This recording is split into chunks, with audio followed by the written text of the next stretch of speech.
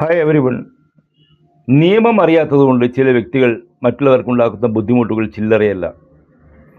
ഇപ്പോൾ sexual assault കേസിലെ ഇരയുടെ ഐഡൻറ്റിറ്റി വെളിപ്പെടുത്തുന്നത് കടുത്ത കുറ്റമാണ്. പീഡന കേസിലെ പരാതിക്കാരിയെ തിരിച്ചറിയും വിധം സാമൂഹ്യ മാധ്യമങ്ങളിൽ പോസ്റ്റ് ഇടുക, അധിക്ഷേപിക്കുക, ഇരയ്ക്കെതിരെ സൈബർ ആക്രമണം നടത്തുക, അതിജീവിതയെ തിരിച്ചറിയുന്ന വിധത്തിൽ മോശം പരാമർശം നടത്തി സ്ത്രീത്വത്തെ അപമാനിക്കുക, ഇതെല്ലാം ഒരു തമാശയായോ കൗതുകത്താലോ അശ്രദ്ധയാലോ സാമൂഹ്യ മാധ്യമങ്ങളിൽ പോസ്റ്റ് ഇടുകയോ ഷെയർ ചെയ്താലോ മുട്ടൻ പണി കിട്ടുന്നതാണ്. അപ്പോൾ അതിജീവിതയുടെ അഭിമാനത്തിനും അന്തസ്സോടെ ജീവിക്കുന്നതിനും ലംഘനം നേരിട്ടാൽ സൈബർ പോലീസിൻ്റെ പ്രത്യേക നിരീക്ഷണമുണ്ട്. അപ്പോൾ ഓർക്കുക, ഇരയുടെ സ്വകാര്യത ലംഘിക്കുക എന്നാൽ ഭരണഘടനാപരമായ അവകാശങ്ങളുടെ ലംഘനമാണ്, മനുഷ്യാവകാശ ലംഘനമാണ്.